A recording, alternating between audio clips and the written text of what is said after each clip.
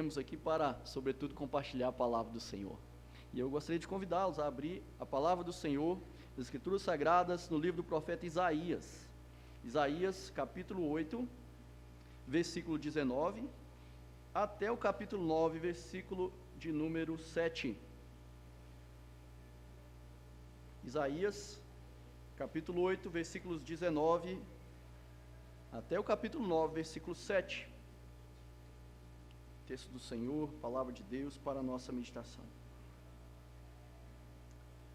Nos diz a palavra do Senhor: quando vos disserem, consultai os necromantes e os adivinhos que chileiam e murmuram, acaso não consultará o povo ao seu Deus?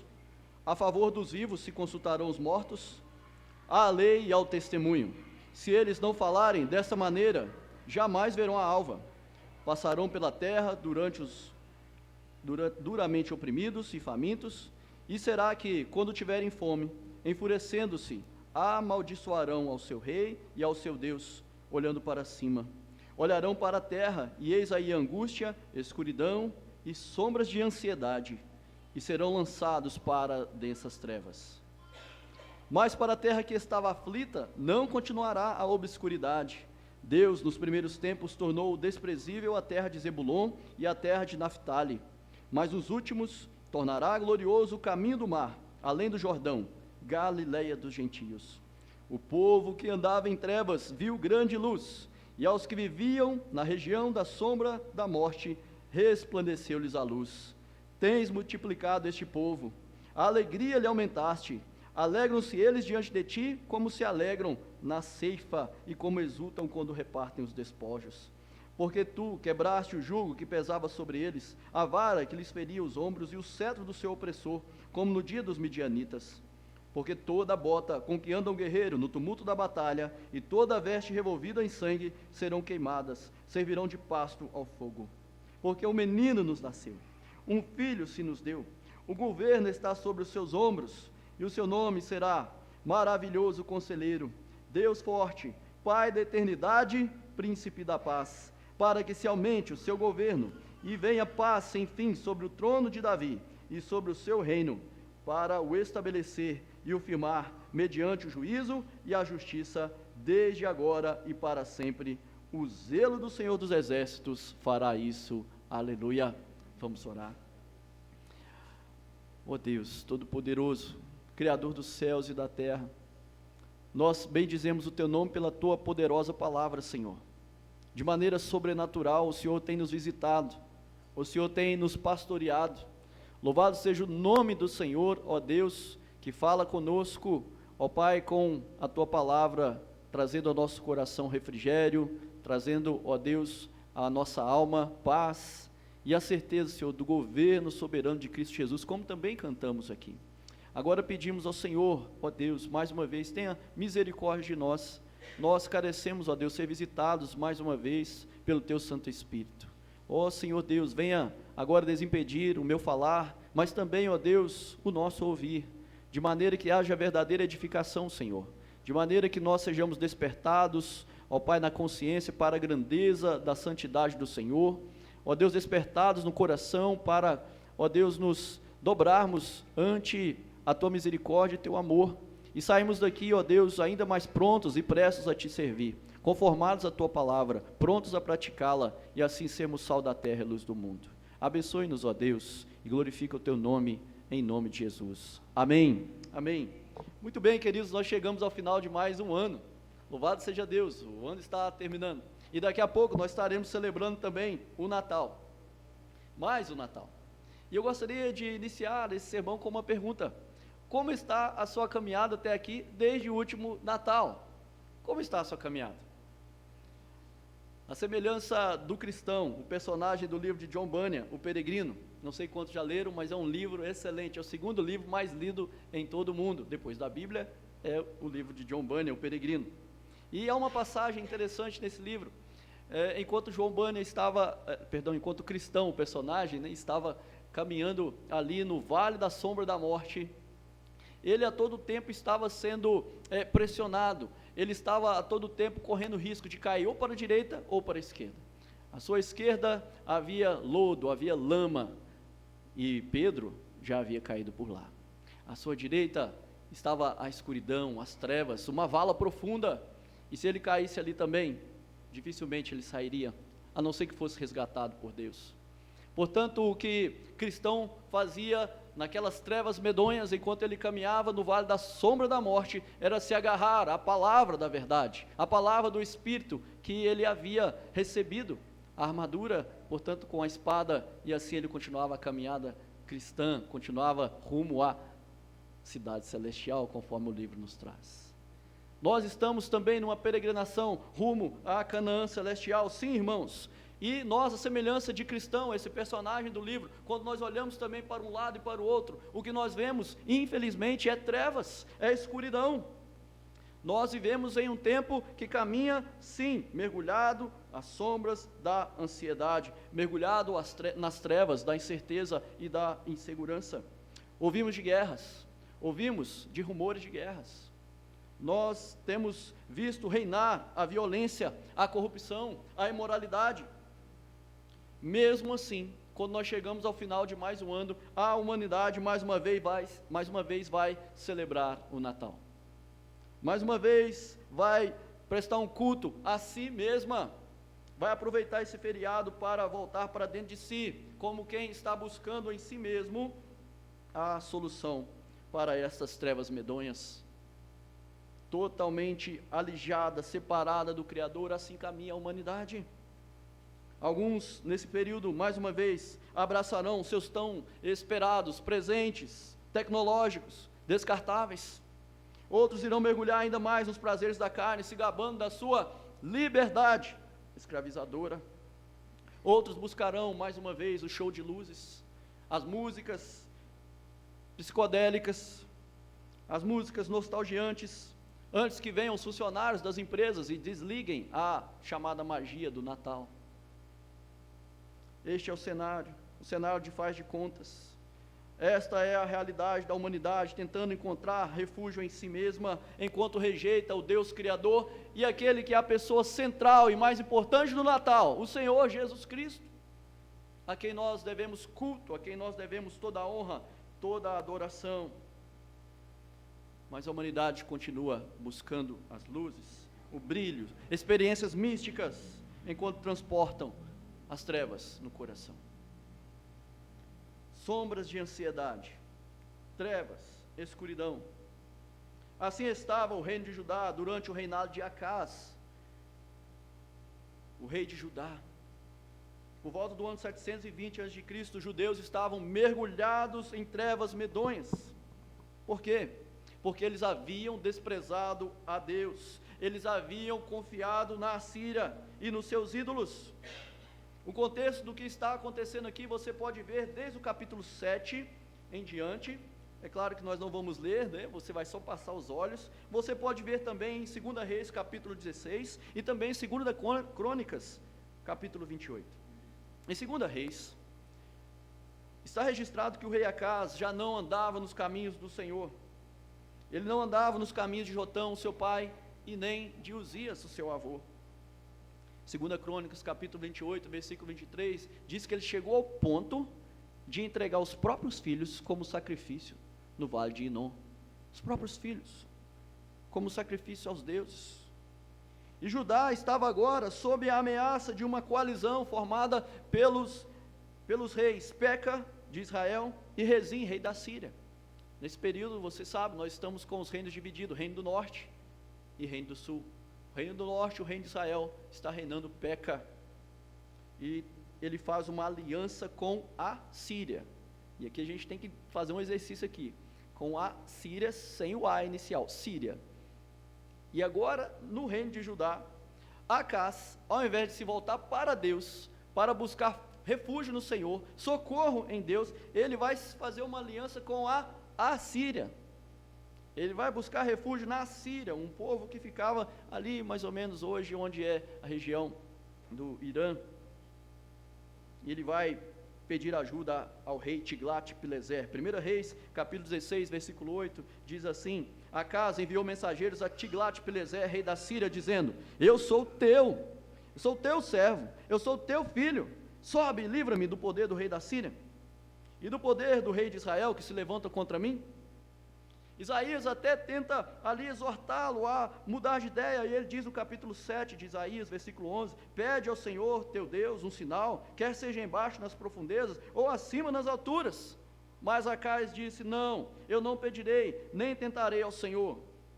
Interessante, né? Parece que Acais aqui está sendo alguém piedoso, não tentarei o Senhor, mas é exatamente o contrário, é exatamente o oposto. O que ele está fazendo aqui é, na verdade, rejeitar o Senhor Deus, é viver como se Deus não existisse, o Deus que havia livrado Israel tantas vezes, havia livrado este povo judeu tantas vezes, mas ele está vivendo como se Deus não pudesse fazer nada, recorrendo aos homens, recorrendo aos ídolos. Veja, 2 Reis 16, versículo 10, diz, então o rei Acás foi a Damasco a encontrar-se com Tiglat-Pileser, rei da Síria, e vendo ali um altar, preste atenção nisso, enviou dele ao sacerdote Urias a planta e o modelo, segundo toda a sua obra. 2 Reis 16, 13 em diante diz, vindo pois de Damasco o rei, quando ele voltou então dessa visita a Damasco, ele chegou em Jerusalém e foi sacrificar nesse altar que ele havia mandado construir. Ele removeu o altar do templo do Senhor, ele deixou de conduzir o povo neste culto ao Senhor e nos sacrifícios neste altar de Deus, e colocou ali outro altar, um altar dos ídolos, importando assim toda a cultura pagã do reino assírio. A semelhança de Acás, meus queridos irmãos, o mundo hoje também vive como se Deus não existisse, porque importa constantemente a cultura mundana. Até mesmo para dentro das igrejas nós temos visto este importar-se das culturas, das práticas, de uma religião voltada não para Deus, mas para o homem, como se a humanidade estivesse desesperadamente buscando socorro em si mesma, não mais em Deus. É dessa forma que nós vemos uma humanidade mergulhada, sim, meus queridos irmãos, nas sombras da ansiedade, buscando refúgio nos homens. Alguns buscam refúgio no Estado, na política, outros no dinheiro, quase todos hoje na tecnologia. O grito do iluminismo foi, supere aud, que significa exatamente, ouse saber, ouse pensar por si mesmo, use a razão, mas de maneira autônoma, use a razão, como se a razão por si só fosse te levar à salvação. Foi o grito do iluminismo. Essa é a tática, meus queridos irmãos, do tentador. É assim que ele vai, então, levando muitas pessoas para as trevas. E interessante que esse grito do iluminismo era um grito contra a suposta treva do período medieval. Vamos romper com a tradição, vamos romper com as escrituras. Nós chegamos à maioridade, nós não precisamos de uma igreja dizendo o que nós devemos fazer. Mas o grito do iluminismo nada mais foi do que apenas mudar-se de um quarto dentro da mesma casa escura, cheia de trevas. As grandes descobertas tecnológicas não melhoraram o mundo, produziram guerras, a primeira e a segunda grande guerra mundial. Continuamos vendo a humanidade lutar contra si mesma, os reinos se levantam, como nós cantamos aqui. Mas louvado seja Deus, meus queridos irmãos, louvado seja Deus, pelo seu amor insondável, por sua misericórdia, por sua grandeza, sua misericórdia que é de eternidade a eternidade. E mesmo quando a humanidade se vira contra Deus, vira-lhe as costas, o Senhor Deus permanece fiel ao seu plano redentor, Ele permanece fiel às suas promessas pactuais, e por isso Ele envia o Filho bendito, que nasce no primeiro Natal. Pensando nisso, eu gostaria de meditar com os irmãos o seguinte tema: Jesus, Ele é a luz que elimina as sombras da ansiedade. Jesus é a luz que elimina as sombras da ansiedade no nosso coração. Porque nós olhamos para esse texto, em primeiro lugar, o que nós vemos é que sem Cristo, nós permaneceremos dominados pelas trevas. Versículo 19 em diante, que nós lemos, não vamos ler de novo, vamos apenas comentar. o texto está mostrando para nós a decadência de Judá. Ao invés de consultarem a Deus, o povo de Deus está consultando médios e feiticeiros. Está buscando uma espécie de espiritualidade à parte do Criador. O rei Acaz importou a cultura pagã. O rei Acaz importou a cultura dos seus suzeranos, os assírios, como nós vimos em 2 Reis 16. E ele estava mergulhando, portanto, os judeus numa religiosidade totalmente abominável, totalmente desprezível ao Criador. Por causa disso, o versículo 21 descreve o que aconteceria, preste atenção, o que aconteceria a essa terra dos judeus. Eles passarão pela terra oprimidos e famintos. Versículo 22, então olharão para a terra e verão angústia, escuridão e assombro. É isso que acontece quando nós nos voltamos para os ídolos, é isso que acontece quando nós tentamos consertar o mundo, a parte de Deus, olhando para os próprios homens. Recorremos aos especialistas aqui e acolá, aos místicos, aos sábios, e eles dizem, sim, está tudo escuro, mas venham cá, nós podemos ajudar vocês a vencer as trevas do coração, nós podemos ajudar vocês a melhorarem, nós podemos fazer isso pelos nossos próprios esforços, nós somos capazes de colocar um fim, nós temos os avanços tecnológicos, nós temos os estudos sociológicos, filosóficos, nós podemos vencer. Acredite em nós, nós venceremos os nossos inimigos. Se trabalharmos juntos, o amor vencerá. E chegamos ao final de mais um ano e nós veremos mais essas frases de efeito. O amor vencerá, tenha esperança, o próximo ano vai ser melhor. Firmado em quê? Firmado em quem? A que preço? Aqui nós vemos, portanto, que o povo decidiu, através do seu rei, abandonar a Deus e importar os deuses falsos. A grande questão, meus queridos irmãos, é que a conta sempre vem. Israel, o reino do norte, seria levado cativo no ano 722 pela Assíria. E o reino de Judá, ele iria servir aos assírios como vassalos, como escravos. Deveriam agora pagar altos impostos e por isso então mergulhariam também na miséria. E o resultado então é que, olhando agora para a terra, eis angústia, escuridão, sombras de ansiedade, porque resolveram confiar nos homens, resolveram confiar em si mesmos, virando as costas para Deus. Essa é a realidade, meus queridos irmãos, do homem à parte do Senhor. Trevas, escuridão medonha. Ainda que pareça que está tudo bem, vai tudo mal. Na Bíblia, o termo trevas se refere tanto ao mal quanto à ignorância.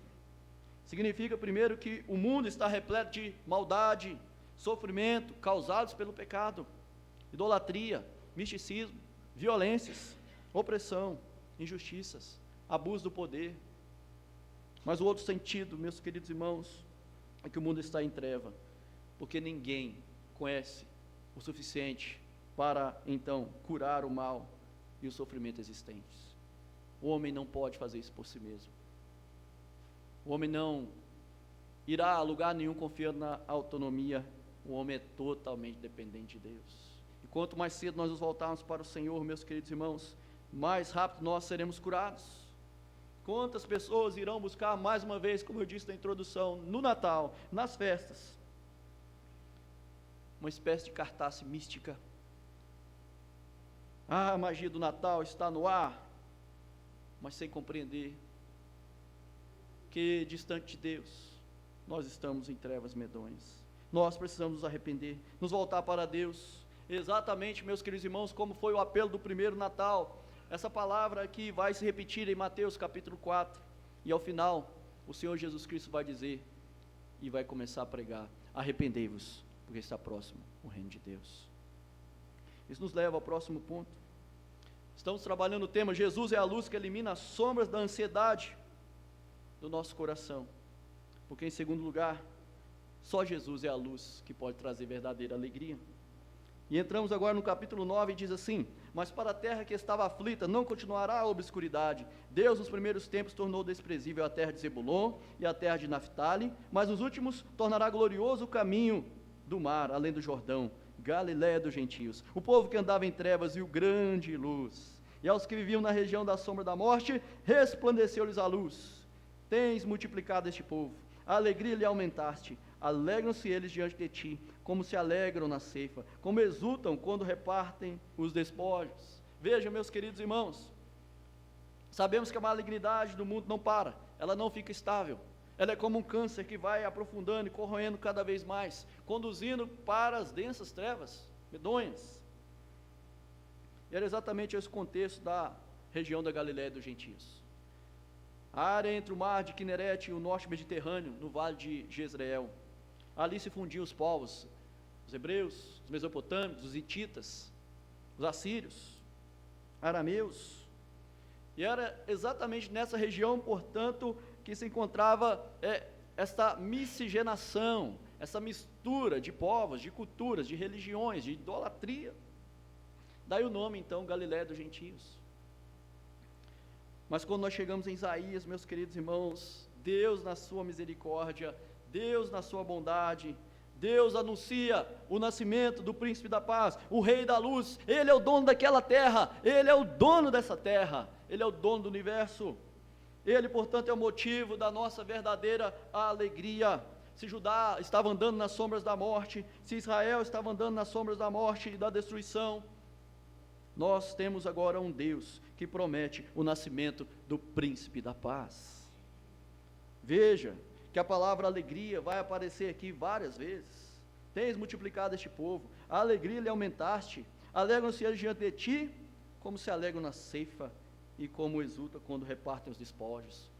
Um povo que era um povo agrícola e sabia muito bem o que significava ter alegria no dia da colheita, ou então enquanto eles estavam recolhendo os despojos após uma guerra, eles estavam agora recebendo essa promessa de verdadeira alegria, não uma alegria que passaria e trazendo para os nossos dias, não uma alegria que se apaga com o apagar das luzes de Natal, mas uma alegria verdadeira. Isso está baseado em dois porquês. Olhe comigo, primeiro porquê no versículo de número 4, porque tu quebraste o jugo que pesava sobre eles, a vara que lhes feria os ombros, o cetro do seu opressor, como no dia dos midianitas. Primeiro porquê mostra que nós não precisaremos lutar, meus queridos irmãos, até porque você não tem condições de vencer as trevas sozinho.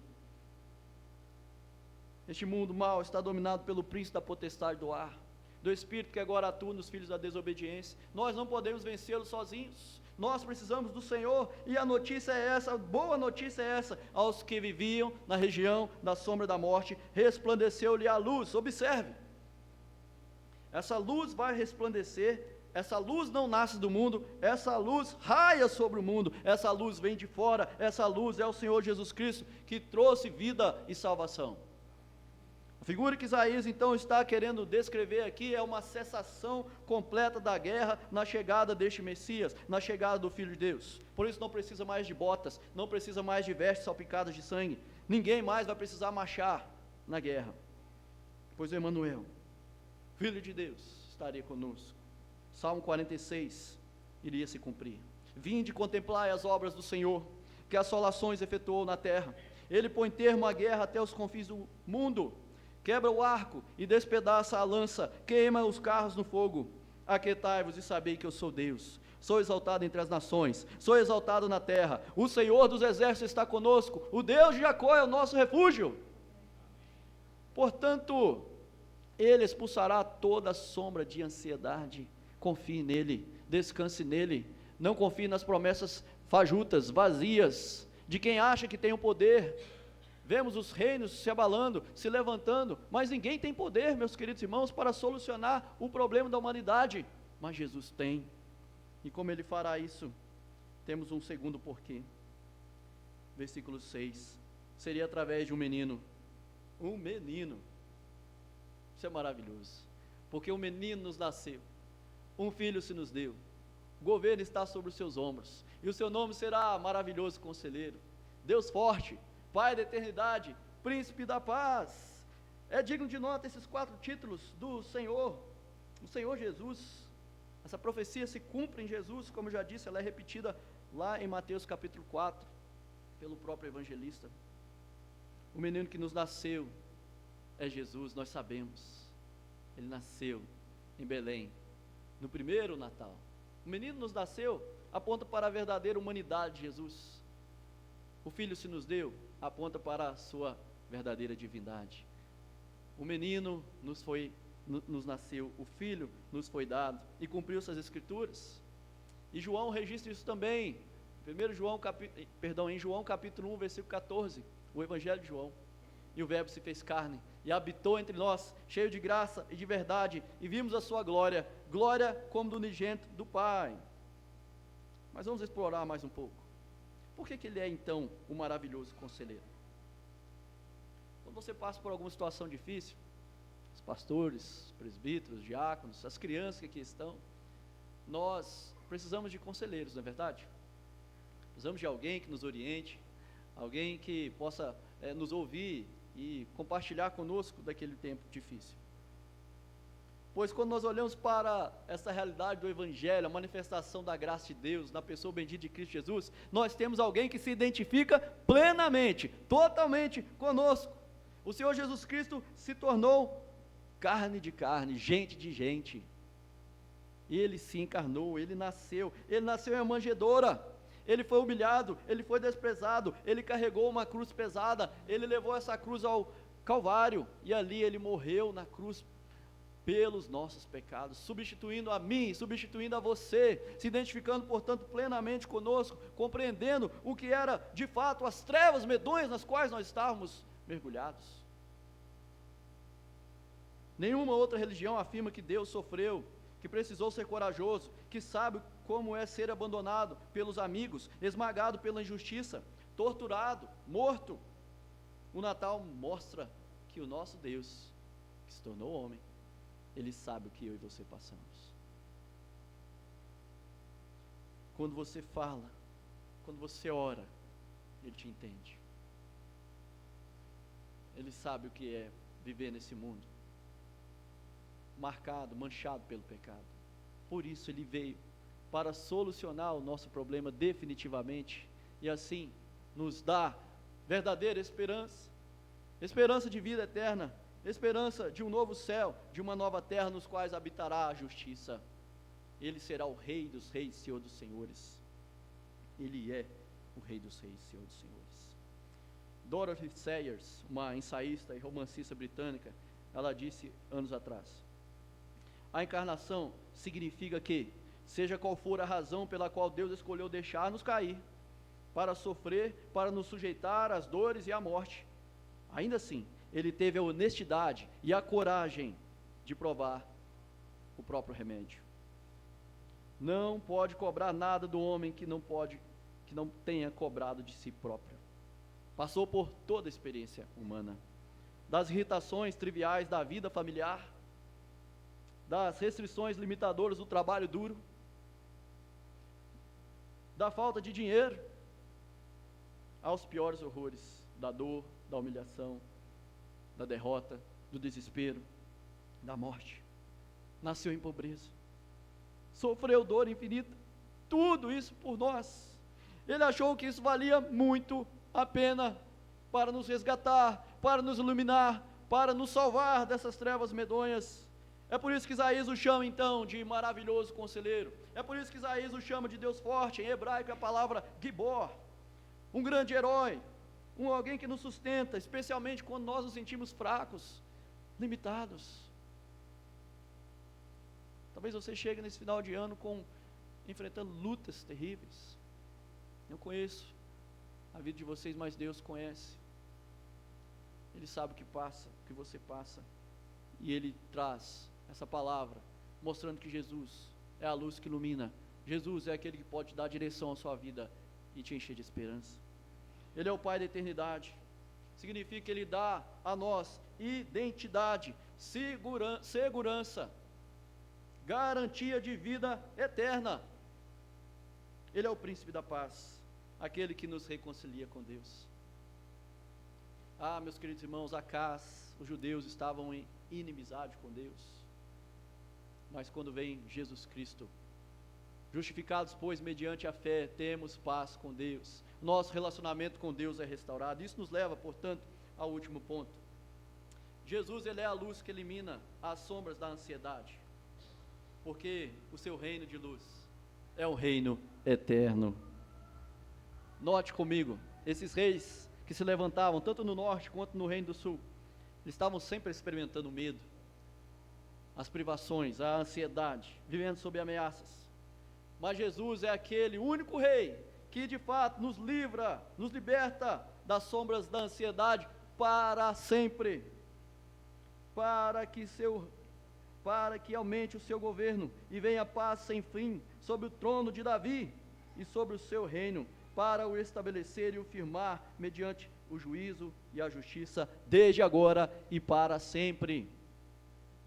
Ele é o Rei dos reis, Ele é o Senhor dos senhores, mas o seu reino é um reino de justiça perfeita, é um reino de retidão, não é um reino como desses reis que se levantaram no passado, os dos líderes que se levantam no presente, que estão olhando para este tempo aqui e agora como se aqui fosse a eternidade, e tentando fazer de tudo para permanecerem no poder. Eles vão cair, os reinos caíram.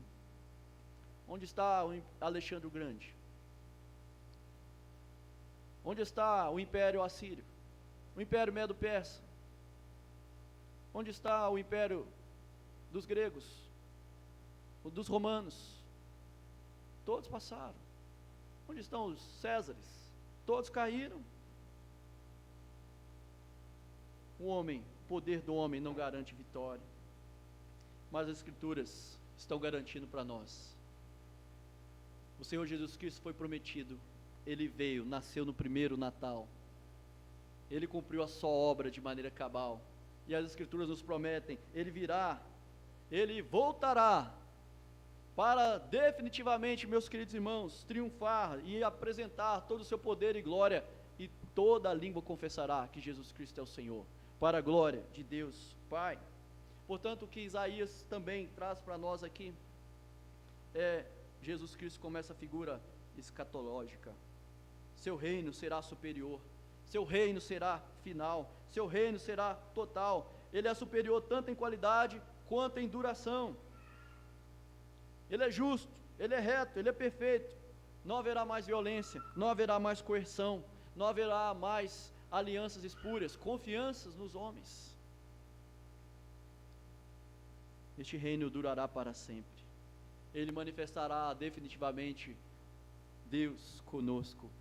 Em Apocalipse 20 nós lemos, também em Apocalipse 22, que Deus estará para sempre conosco.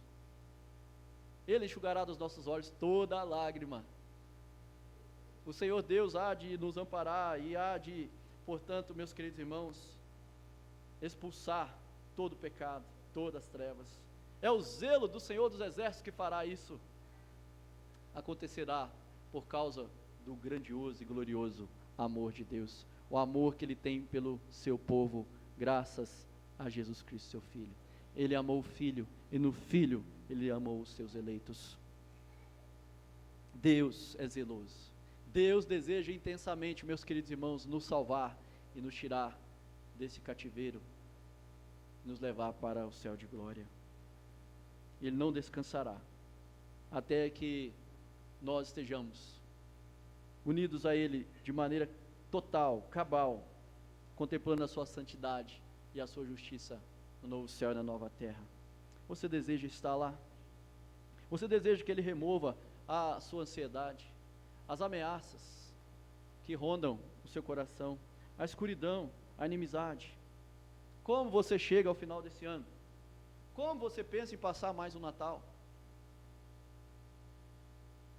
As coisas no mundo vão mesmo, irmãos, muito mal. Muito mal. Este é o realismo do Natal. Nós não podemos curar a nós mesmos. Então, não permita que as luzes, as festas, ludibriem, enganem você. O mundo vai mal. Mas as coisas com Cristo podem e vão melhorar, porque Ele é a nossa bendita esperança. A mensagem do Natal, portanto, é que a luz resplandeceu sobre os que viviam na sombra da morte. Quando Isaías fala, voltando aqui para concluirmos, quando ele fala que a luz resplandeceu, portanto, ele está usando uma linguagem aqui que aponta para o sol. Isso é interessante. O sol traz vida, o sol traz verdade, o sol traz beleza. Se o sol se apagasse, nós congelaríamos, viveríamos, como relata C.S. Lewis na Crônica de Nárnia, um inverno eterno. Mas Jesus Cristo é o sol da justiça. Jesus Cristo é a brilhante estrela da manhã. Por isso há esperança, a luz resplandeceu. Jesus Cristo é a fonte de toda a vida.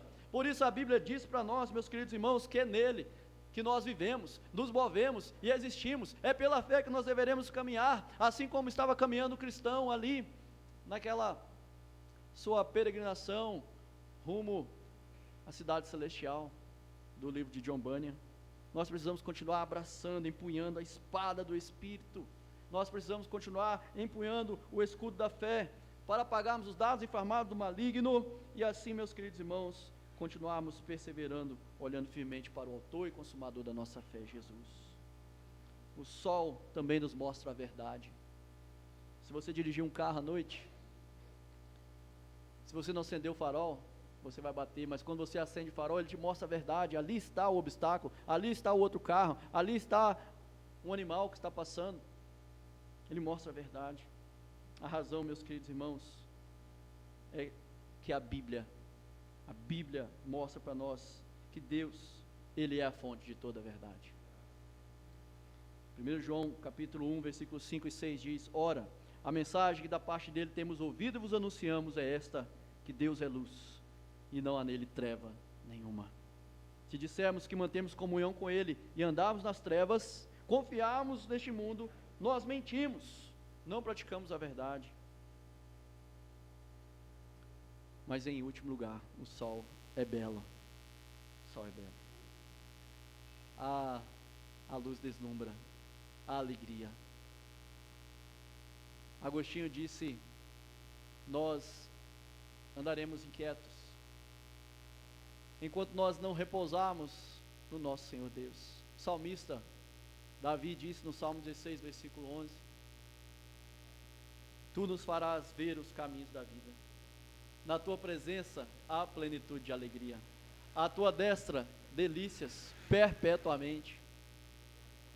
Nesse Natal, meus queridos irmãos, o que nós precisamos é mais uma vez olhar para Jesus, celebrar Jesus, celebrar o Filho de Deus, o menino que nos nasceu, o Filho que nos foi dado, contemplar as suas maravilhas, que a luz de Deus, que é Jesus, possa resplandecer sobre a sua vida, possa resplandecer sobre a sua casa, resplandecer sobre a sua família, sobre os seus negócios, sobre essa igreja, sobre o povo do Senhor nessa localidade, e que assim, meus queridos irmãos, nós continuemos caminhando em arrependimento, em gratidão, mas em confiança, em esperança.